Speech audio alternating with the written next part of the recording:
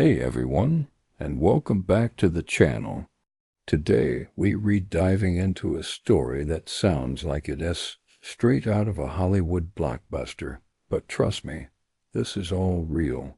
Imagine walking past an ATM and suddenly it starts spitting out banknotes, not because someone put a card in, but because an invisible hand commanded it.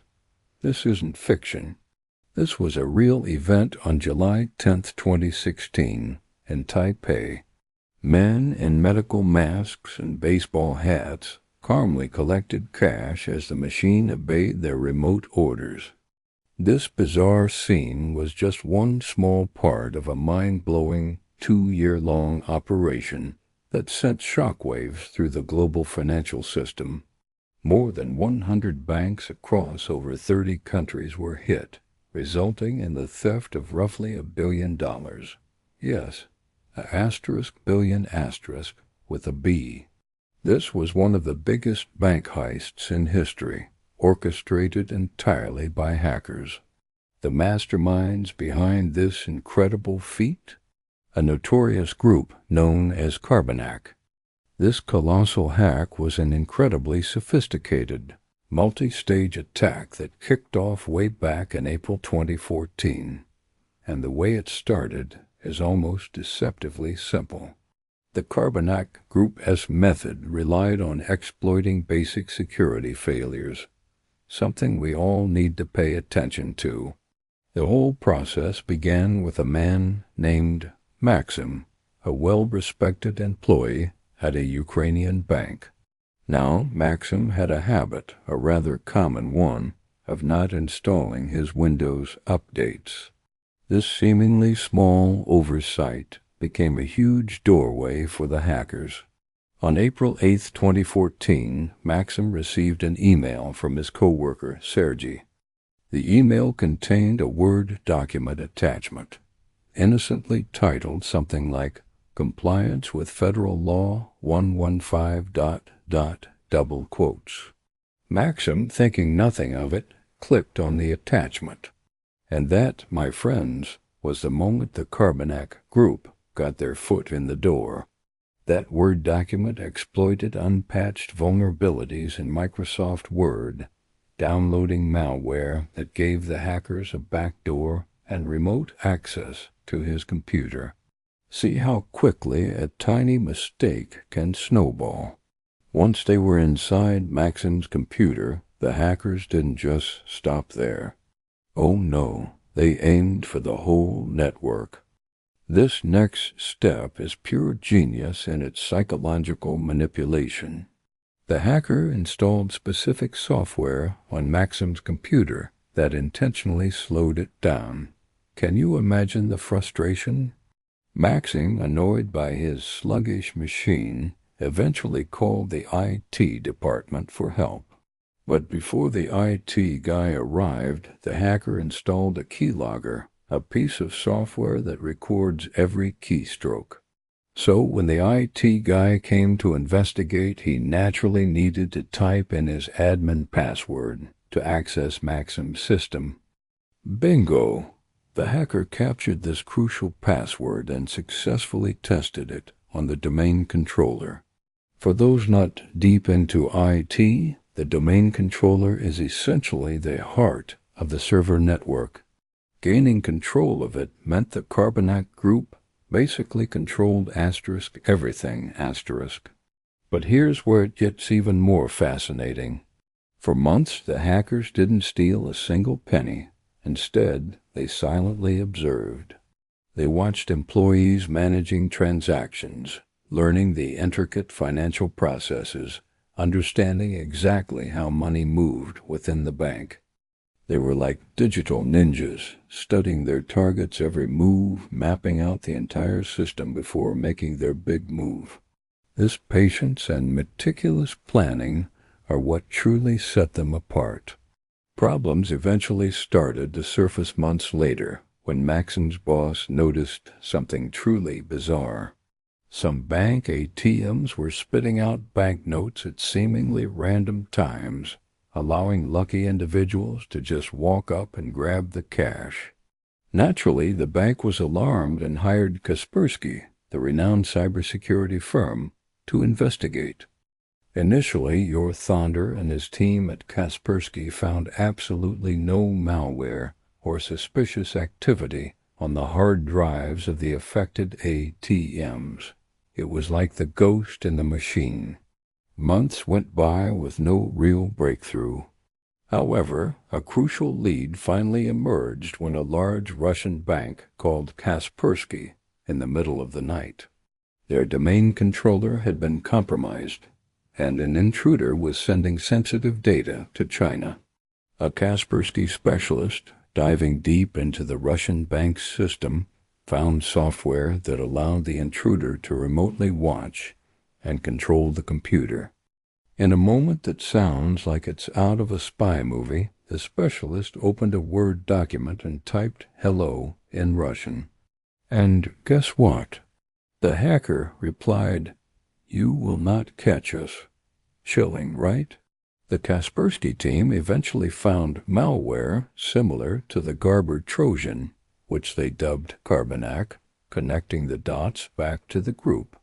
This Russian incident provided the essential hints needed to reconstruct the entire operation and link it back to those mysteriously hacked Ukrainian ATMs.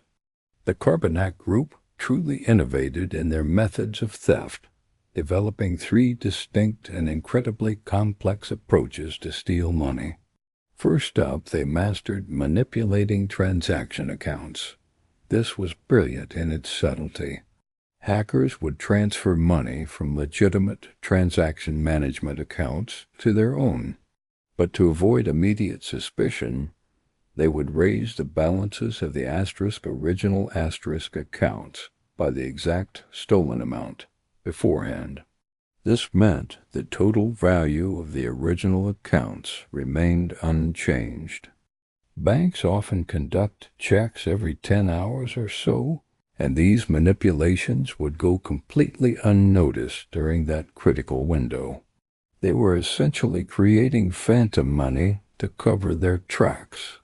Their second method, and perhaps the most visually dramatic, was ATM control, also known as cash spillage. This is what we saw in Taipei.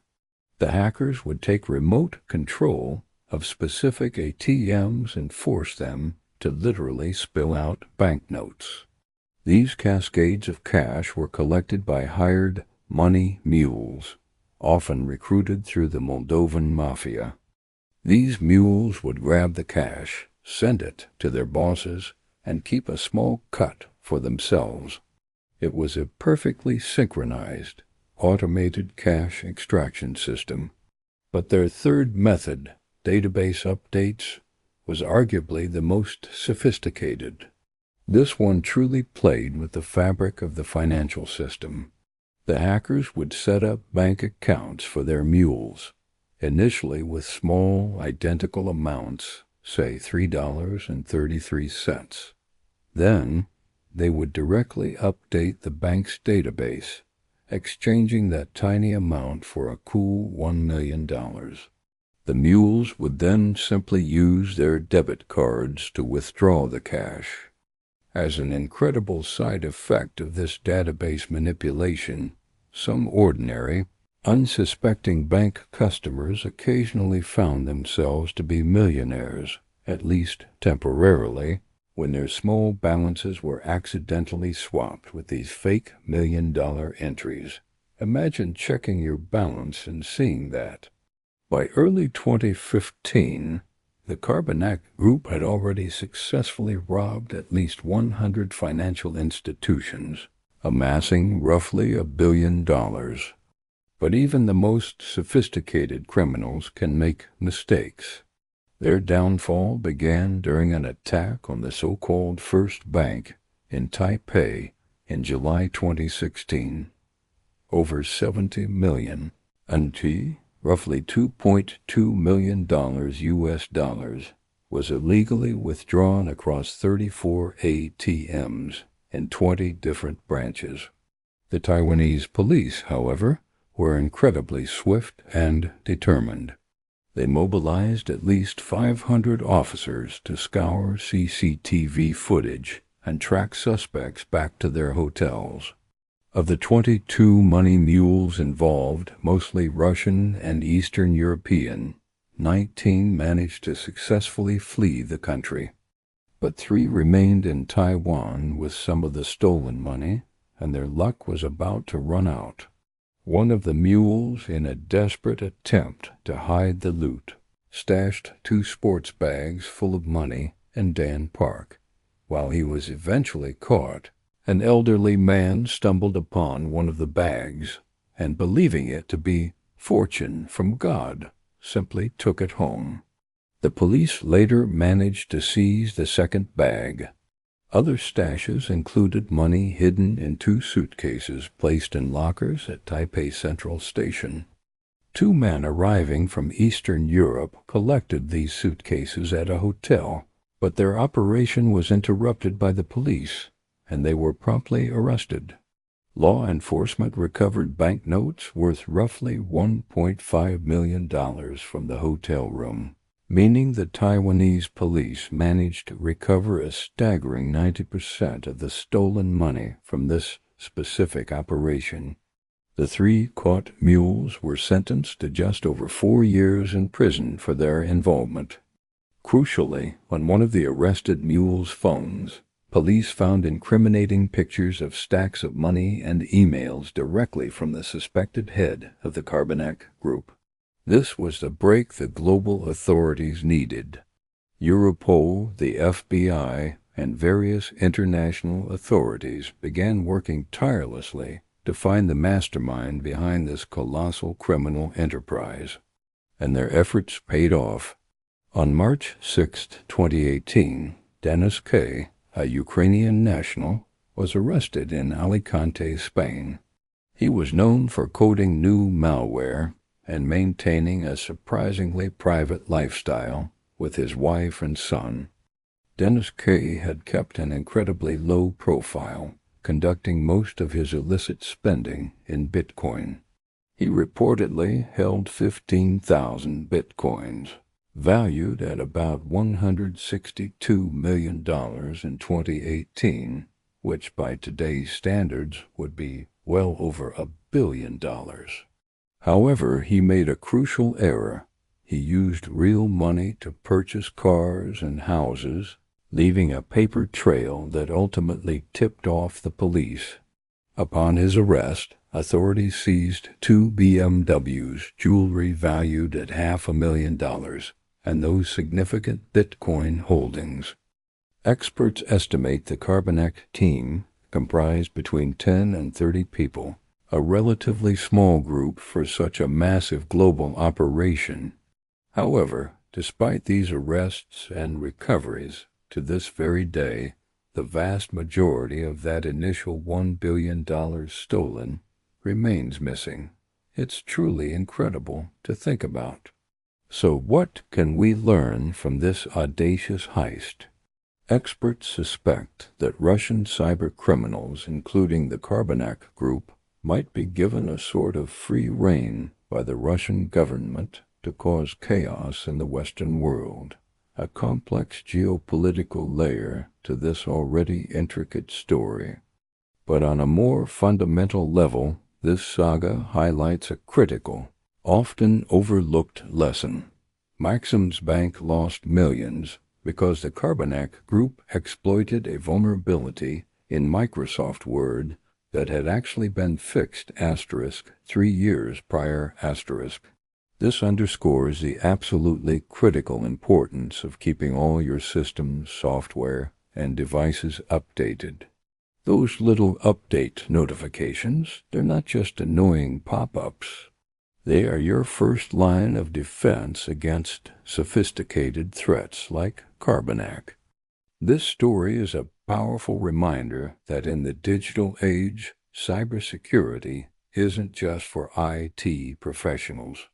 It affects everyone, from bank employees to the everyday user. Stay vigilant, stay updated, and stay safe out there. If you found this deep dive into one of history's biggest bank heists as fascinating as I did, Please hit that like button, subscribe for more incredible true stories, and let me know in the comments what you think about the Carbanak group's methods. Thanks for watching, and I'll catch you in the next one.